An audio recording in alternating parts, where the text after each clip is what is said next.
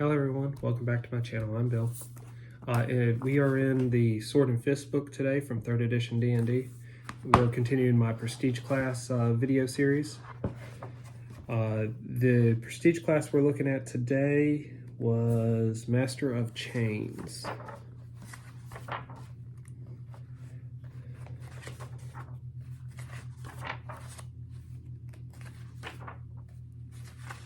Here we go. So I'll go over what the requirements are to become a Master of Chains and if there's any changes I'd make for Pathfinder, because that's the purpose of these videos, is to convert them to Pathfinder where appropriate or needed, and to set this information out there for my fellow players if they wish to learn about older Prestige classes, since Pathfinder didn't come built in with a whole bunch of Prestige classes. That said, Pathfinder has a lot of archetypes, and the archetypes do make up for the lack of Prestige classes, because you can actually play what you want to play right out the gate. So, Master of Chains. After I read the requirements, we'll then read what your hit points, what skills you get, weapon armor proficiency, and dive into the table, see what you get by level and everything by table. And then after that, we'll read what the details of those abilities are off the table, like in the paragraph form that they have listed. So, to become a Master of Chains, you must be any non-good character alignment. You have to have 6 ranks in Escape Artist, 4 ranks in Open Lock, and 4 ranks in Intimidate. So,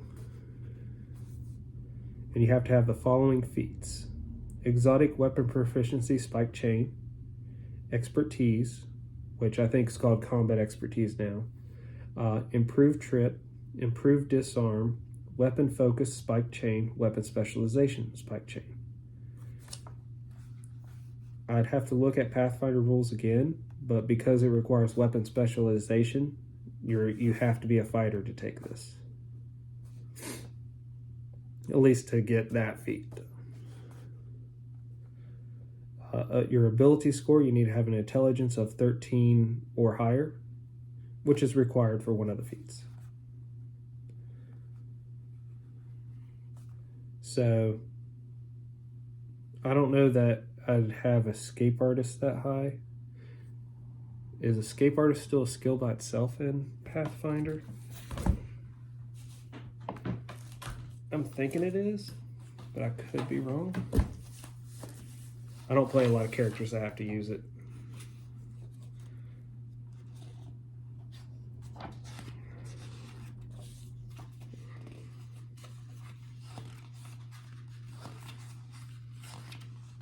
Okay. Escape Artist is still a class skill, so yep. The Open Lock is Disable Device. And then the other thing you needed was Intimidate. So, if you're a regular race, you would get 2, 3, 4,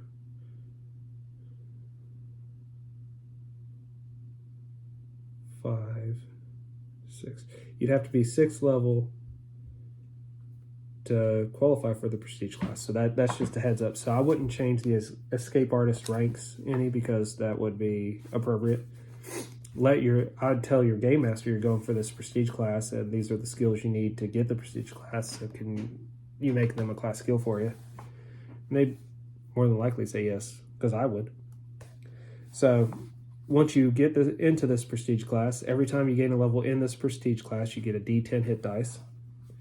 Your skill points are 4 plus your intelligence modifier. You get balance, climb, craft metalworking, Escape Artist, hide, intimidate, open lock. So you would get disable device instead of that, and balance I think's acrobatics now. And hide, they had hide and stealth. I think hide is just part of stealth now. In 3rd edition, hide was part of hide was its own thing, and then moving silently was its own thing.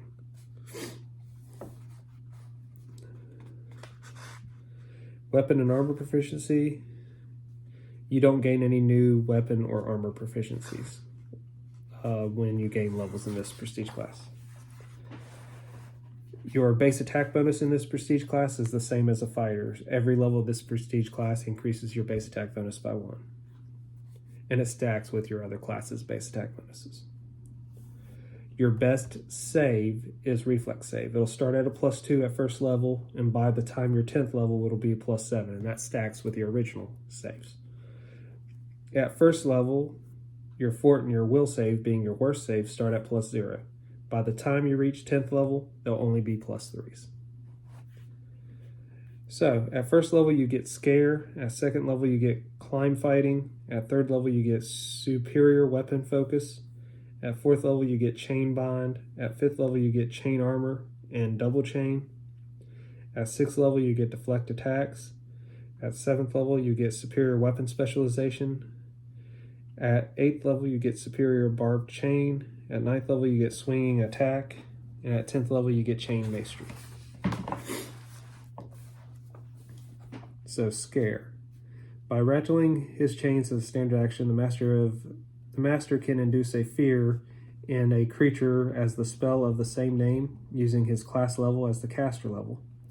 The master can use this extraordinary ability only once per day. First thing I would do is I would give them more access to that. I'd either do once per day per level of Master of Chains, or I'd do once per day per intelligence modifier.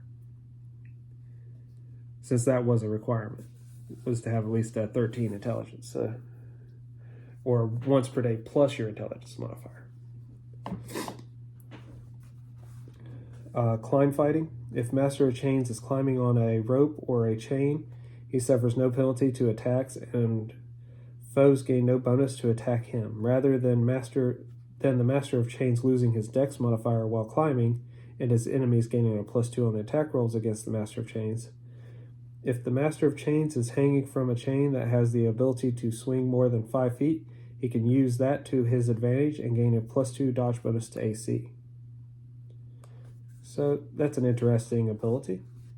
Superior Weapon Focus. Stacking on top of an existing weapon focus bonus, this ability grants the Master of Chains an additional +1 to attack rolls with spiked chains. I would take that one step further and bump that up to a +2 on attack rolls with spiked chains. That would stack with the previous feat.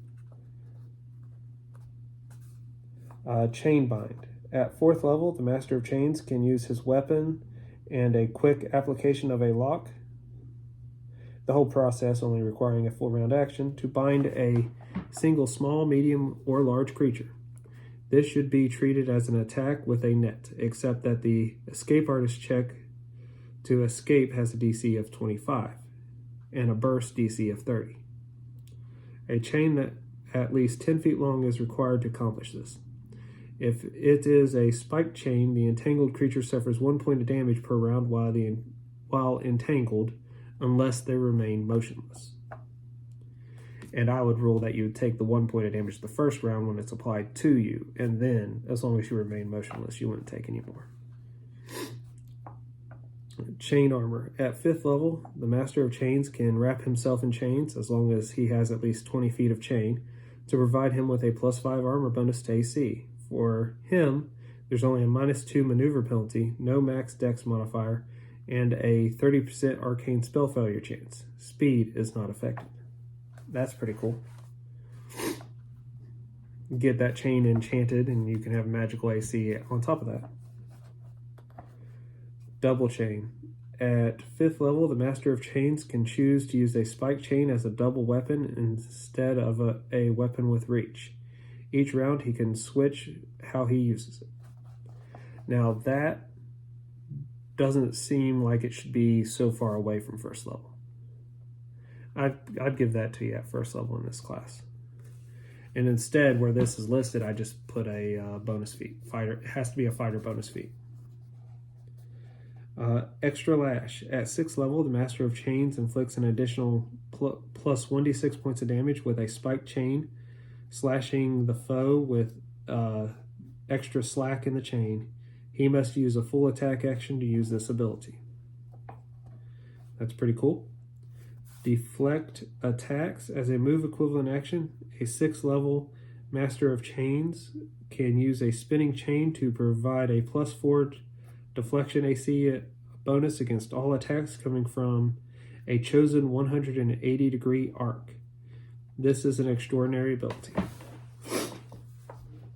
Superior Weapon Specialization. Stacking on top of any existing weapon specialization bonus, this adds an extra +2 on all damage rolls made with chains or spike chains.